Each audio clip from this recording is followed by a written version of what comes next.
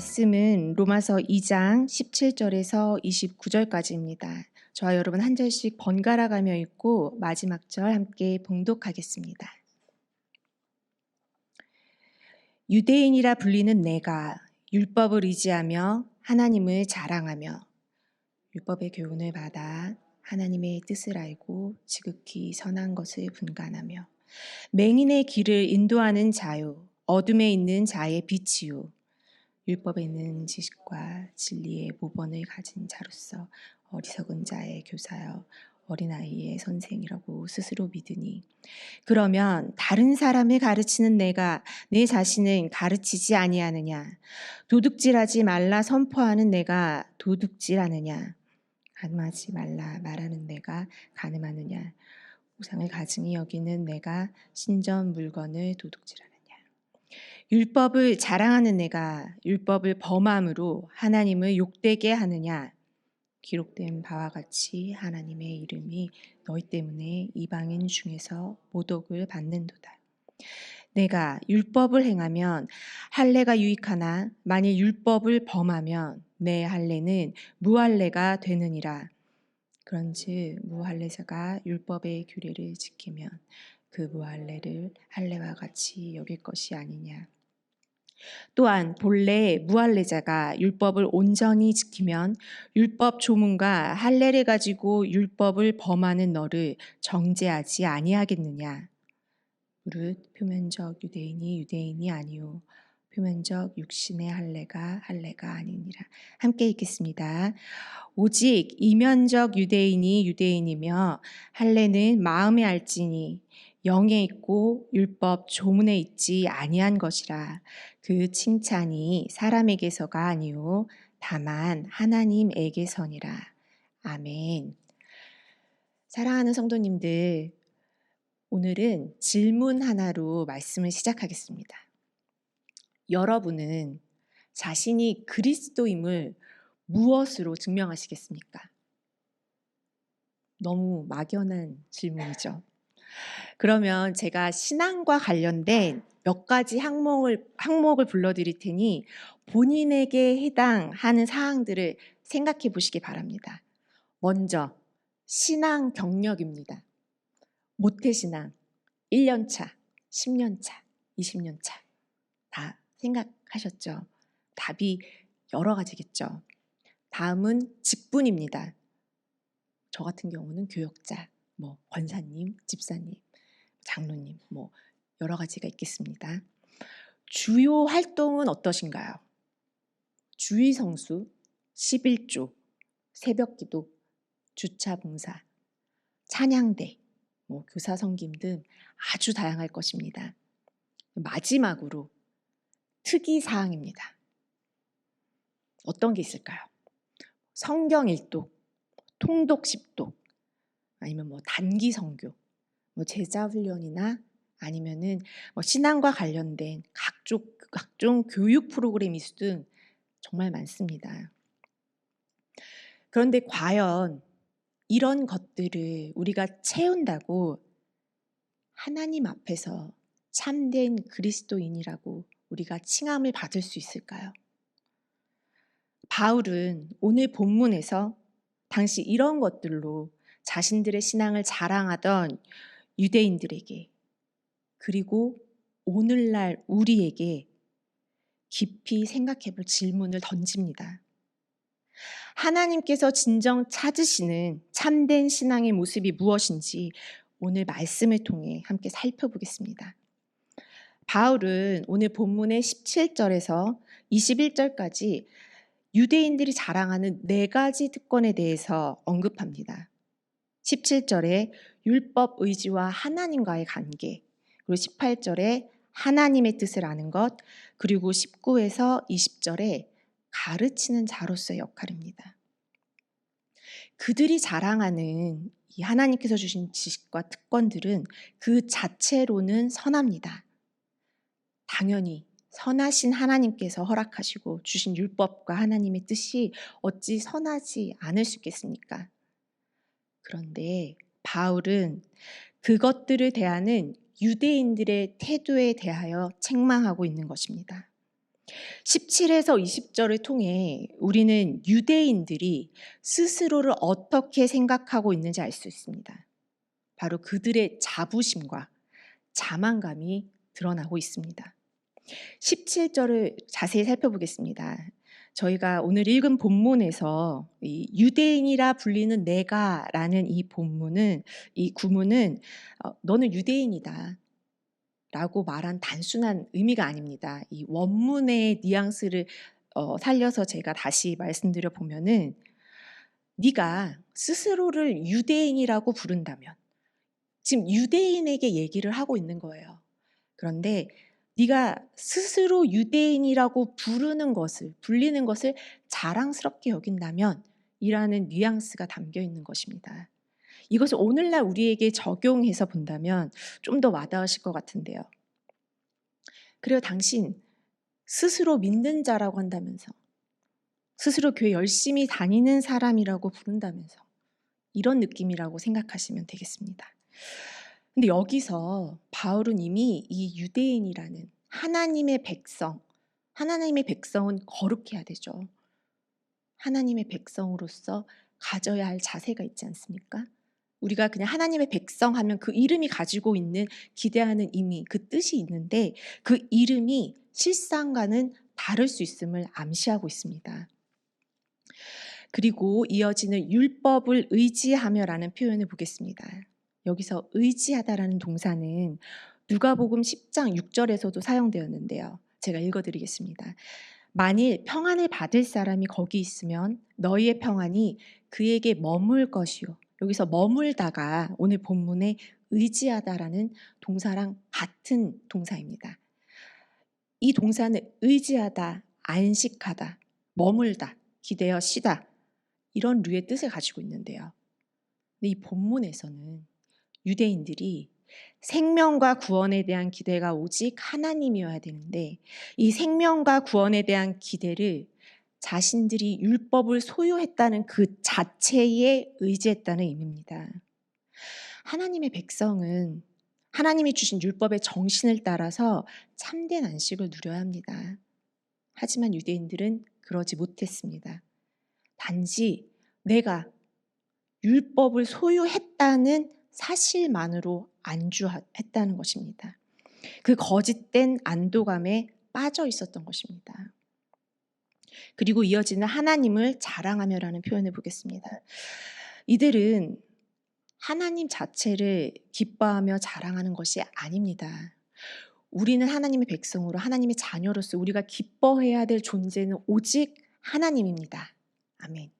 그죠? 그런데 그들은 하나님을 자랑하며 이 표현을 바울이 얘기할 때는 이 유일하신 하나님, 전능하신 하나님, 거룩하신 여호와 하나님을 자신들이 섬기고 자신들만 알고 있다라는 그 특별한 관계, 이것은 하나님의 온전한 은혜로서 택함을 받은 것인데 그 특별한 관계가 마치 자신들의 특별해서 자신들의 의로 얻은 것 마냥 자신들만의 소유물로 여기고 있었다는 것입니다.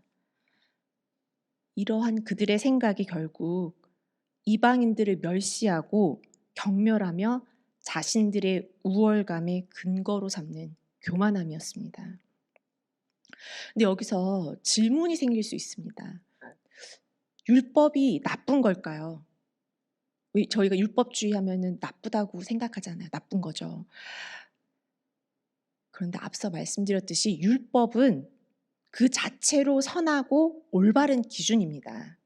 하지만 유대인들은 이 율법을 내 힘으로 지켜서 스스로 구원을 얻어보겠다고 하는 구원의 수단으로 만들어버렸습니다. 율법이 구원의 수단이 된다면 그 끝은 죽음입니다.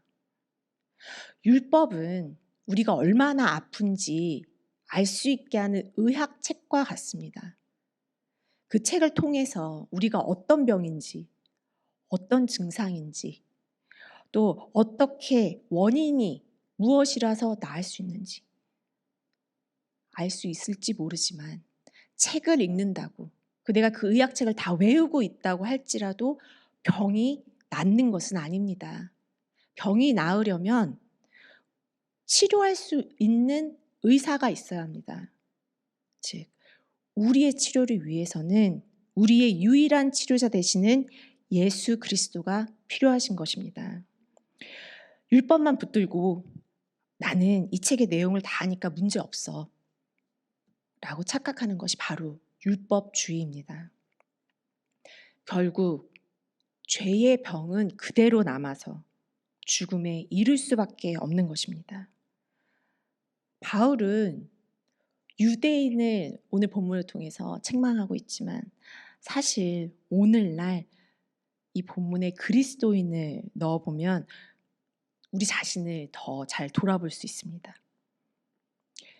바로 너 스스로를 교회 다니는 믿는 자라고 하는 너희들아, 너희가 성경을 읽는다고 하면서 많은 말씀 구절을 암송한다고 하면서 예수님 외에는 길이 없다고 이야기하면서 하나님의 뜻대로 살아간다고 말하면서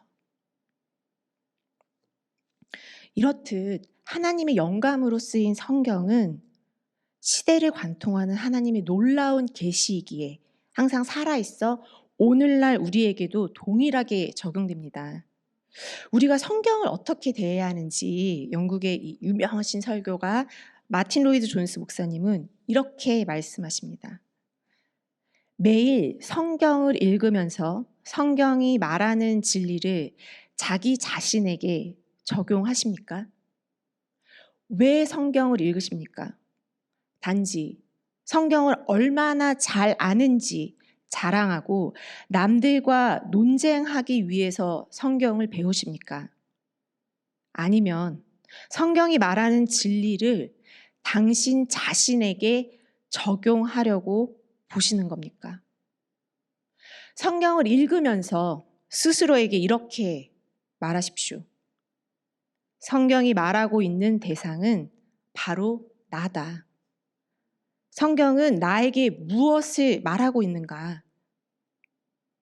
성경을 통해 자기 자신을 면밀히 살펴보지 않는다면 당신은 위험해질 수 있습니다. 당신 스스로에게 적용하지 않는다면 많이 알면 알수록 더 해로울 것입니다. 하나님께서 허락하신 율법도 하나님의 자녀라는 그 특권도 우리가 특별해서나 우리가 무엇인가를 해서 얻은 것이 아닙니다. 오로지 하나님의 은혜, 우리 주님의 십자가의 의로 얻게 된 것입니다. 우리가 누구나 다 인정할 정도로 열심히 종교 생활을 할지라도 이 세상 모든 사람이 보기에 도덕적으로 흠이 없다 할지라도 그것으로 의로워질 수 있는 것이 아닙니다. 이어서 21에서 23절에서 바울은 또 엄중하게 책망하고 있습니다. 유대인들이 위선적이고 가식적이며 교만한 하나님과 세상 앞에서 이율 배반적인 모습을 반문하며 고발하고 있습니다. 23절에 보면 율법을 자랑하는 내가 율법을 범함으로 하나님을 욕되게 하느냐. 여기서 욕되게 하다는 영화롭게 하다의 반대 의미입니다. 하나님을 믿는 사람들이 율법을 어김으로 도리어 하나님을 욕되게 한다는 것은 그들로 인하여 하나님의 이름이 더럽혀지고 하나님께 욕이 돌아간다는 뜻입니다. 이어지는 24절에서 사용된 모독을 받는다. 이 또한 욕을 얻어먹는다의 의미입니다. 오늘날에도 믿는 자들이 말씀대로 살아내지 못함으로 말미암아 하나님의 이름이 욕을 먹고 있지 않습니까? 그분은 아무런 잘못이 없으신데 단지 우리에게 하나님의 그 좋은 것들을 누리게 해주신 것뿐이신데 말입니다. 우리는 하나님의 영광을 위하여 지어진 존재입니다. 하나님을 영화롭게 해야 할 존재인 우리가 그분을 영화롭게 하기 위해 주신 선한 율법과 특권을 더럽히고 악하게 사용함으로 오히려 하나님의 이름을 욕되게 하고 있는 것입니다. 세상은 교회의 가르침이 아닌 우리가 살아내는 우리의 삶 속에서의 모습을 보고 하나님과 교회 전체를 판단합니다. 우리의 모습이 하나님의 영광을 가리지 않기를 간절히 소망합니다. 우리의 삶 가운데 이 세상 속에 예수님을 전할 수 있음을 믿습니다. 우리의 삶이 예수님이 원하시는 씨 뿌리는 삶이 되길 축복드립니다. 이제 바울은 더 구체적인 예를 들어 설명합니다. 할례와 무할례, 표면적 유대인과 이면적 유대인을 통해서 말입니다. 계속하여 참된 신앙의 자세가 어떤 것인지에 대해서 이야기하고 있습니다. 바울은 여기서 할례 자체를 부정하고 있는 것이 아닙니다. 할례는 하나님과 이스라엘 사이의 언약의 표징이었습니다. 유대인의 정체성의 상징이기도 하지요. 하지만 바울은 분명히 말하고 있습니다. 율법을 지키지 않는다면은 할례는 아무 의미가 없음을 말입니다. 즉 종교적 행위나 의식 혹은 소속 이런 것들이 내 삶에서 하나님에 대한 순종과 분리돼 있을 때는 내가 한 어떤 것도 아무런 가치가 없음을 이야기하고 있습니다. 오히려 무할례자가 하나님에 대한 경외심과 그 삶에서 성령님과 동행하며 하나님이 원하시는 순종의 삶을 살아낸다면 하나님께서 그의 무할례를 할례와 같이 여기실 것이라고 바울은 분명히 이야기합니다. 하나님은 외적인 표지가 아닌 우리의 중심, 내적에서의 진정한 순종을 원하십니다. 진정한 그리스도인은 외적인 종교적 행위나 소속 이런 것으로 결정되는 것이 아닌 하나님 앞에서의 진실한 마음과 순종하는 삶, 즉 마음에 하는 할례, 그것으로 결정된다는 것입니다. 우리의 의로움은 우리가 무엇을 가지고 있는지, 우리가 어디에 소속되어 있는지, 무엇을 했는지 이런 것들로부터 나오는 것이 아닙니다. 오직 예수 그리스도의 십자가에서 나옵니다. 우리의 구원은 우리의 종교적 열심이 아닌 하나님의 일방적인 은혜로 주어진 것을 잊지 않으시길 바랍니다. 그러기에 우리가 열심히 하려고 하는 말씀 읽기, 큐티, 예배, 그 모든 것들 안에 우리를 영원으로 초대하시는 예수님이 항상 중심이 되셔야 합니다. 요한복음 5장 39절에 예수님은 우리에게 주신 성경이 무엇인지 분명히 알려주시고 계십니다. 너희가 성경에서 영생을 얻는 줄 생각하고 성경을 연구하거니와 이 성경이 곧 내게 대하여 증언하는 것이니라. 우리는 하나님께서 우리에게 허락하신 말씀과 예배, 우리의 신앙활동, 이 모든 것 가운데에서 예수님을 보아야 합니다. 예수님 없는 우리의 행위들은 그저 나를 위한 거짓된 만족이며 무할례로 취급되는 표면적 육신의 할례일 뿐입니다.